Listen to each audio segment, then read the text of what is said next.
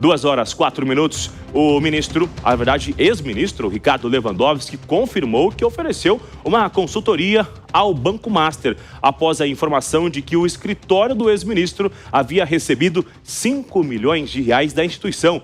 Janaína Camelo, ao vivo da Capital Federal, é quem tem as informações, acompanha tudo do Supremo Tribunal Federal, essa investigação que está ganhando força, ganhando corpo e agora com uma confirmação do ex-ministro. O que ele disse? Ótima tarde a você. Muito boa tarde para você também, Bruno, para todo mundo que acompanha a gente aqui em tempo real.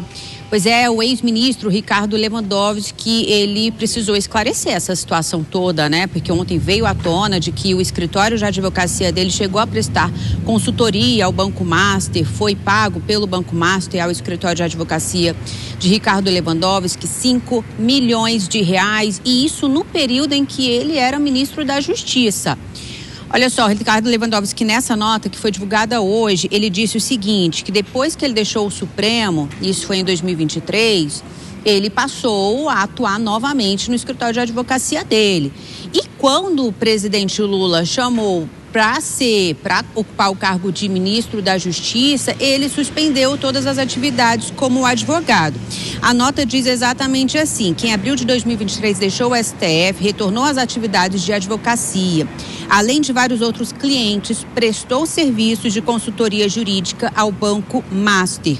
Mas que ao ser convidado pelo presidente Lula para assumir o Ministério da Justiça, isso foi em janeiro de 2024, Lewandowski retirou o seu escritório de advocacia, se retirou do seu escritório de advocacia e suspendeu o seu registro da Ordem dos Advogados do Brasil e deixou de atuar em todos os casos. Essa foi a explicação do ministro Ricardo Lewandowski com relação a esse fato. 5 milhões de reais que foram pagos ao escritório do ex-ministro pelo Banco Master. Bruno. Ainda sobre essa história, essa investigação, hoje também novos depoimentos foram realizados sobre o Banco Master. Quais são as últimas informações em relação a essas oitivas?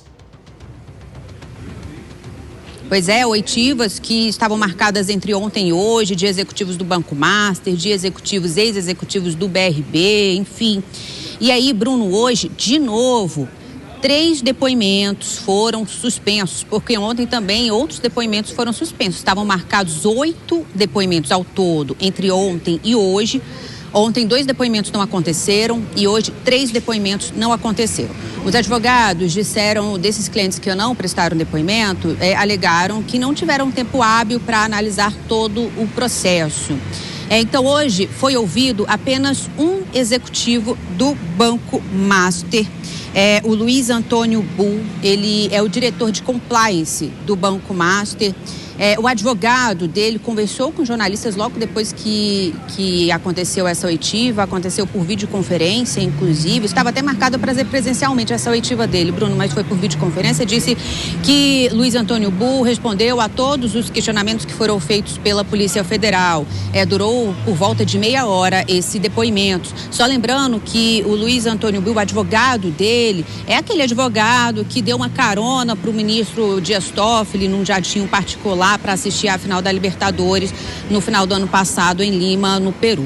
Os outros 3 que estavam confirmados para prestar depoimento hoje também são todos executivos do Banco Master. Ontem estavam também confirmados 2 empresários da Tirreno Consultoria, que é a empresa que vendeu carteiras de crédito sem lastro para o Banco Master, que foram revendidas para o BRB. Eles também não prestaram depoimento com a mesma justificativa de que não tiveram tempo hábil e a defesa não teve tempo hábil para analisar todo o processo. Ainda não tem uma data, tá, Bruno, para que esses depoimentos sejam colhidos, né? Se ainda hoje ou se depois, mas fato é então que 5 desses 8 depoimentos que estavam marcados para entre ontem e hoje não aconteceram, viu?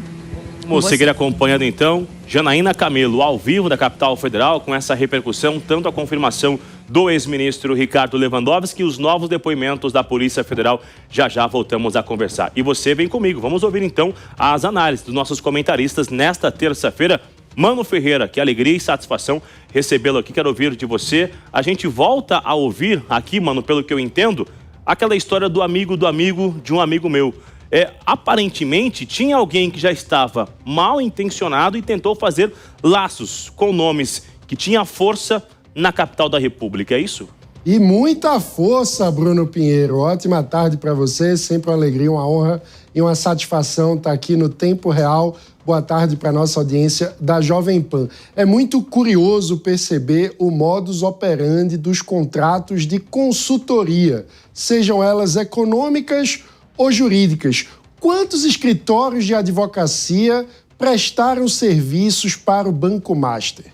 Qual será o nível de duplicidade desses serviços? Produziram relatórios de suas consultorias? Entregaram, de fato, serviços jurídicos? Tudo isso fica cada vez mais urgente de resposta, porque ao que tudo cheira é a serviços de lobby. O Brasil precisa, o quanto antes, de forma urgente, fazer uma regulamentação do processo de lobby. Nos últimos dias tivemos notícias de consultoria do ex-ministro Guido Mantega, que até chegou a levar o Daniel Worcaro em pessoa na presidência da República para despachar com o presidente Lula, pessoalmente. Tivemos agora notícias de que o então ministro da Justiça prestava consultoria jurídica, recebendo valores no seu escritório, até mesmo durante o período como ministro. Os serviços que foram prestados precisam vir a público, com toda a transparência. Essa história, Bruno, cheira muito mal. Mano, ainda sobre essa história de regulamentação do serviço de lobby, que nos Estados Unidos é algo muito normal, mas já regulamentado, na sua visão, se regulamentasse o lobby, esse esquema da corrupção iria acabar? Eu emendo uma outra pergunta, porque é o seguinte, também na história do roubo dos aposentados, teve uma entidade que também contratou o escritório do filho do ex-ministro Ricardo Lewandowski. Também estão envolvidos na história do INSS e agora também na história do Banco Master. Pois é, Bruno, é impressionante o volume de pessoas e parentes de autoridades que acabam tendo esse tipo de contrato, que sempre vem à tona somente após surgirem denúncias escabrosas de escândalos que fazem com que o brasileiro, que achava que tinha visto de tudo na Operação Lava Jato, atualize os seus conceitos de esquema grande. Porque é impressionante. Não é que a regulamentação do lobby teria o poder de acabar de vez com a corrupção, mas um ponto essencial é aumentar o grau de transparência nessas relações entre o setor privado e o setor público. Há regulamentações, por exemplo, que fazem com que toda a agenda de um determinado escritório de lobby precise ser pública. Então, se um determinado lobista se encontrou com um ministro, com um assessor do ministro, com o presidente da República, tudo isso precisa ser transparente, precisa ser público, porque assim há uma facilitação na fiscalização, inclusive no trabalho da imprensa. Tanto a imprensa pode acompanhar o que está ocorrendo, quais são as agendas oficiais, quem que está se reunindo com que autoridade, como até mesmo os concorrentes daquela empresa no mercado podem ficar de olho. Então aquele meu concorrente contratou uma agência de lobby? Será que está havendo algum tipo de movimentação por favorecimento? O aumento desse controle com transparência é o que tende a diminuir os casos de corrupção. Agora o que só falta é o sigilo de 100 anos sobre essas visitas, né? Já já a gente volta a conversar. A história não acabou ainda não.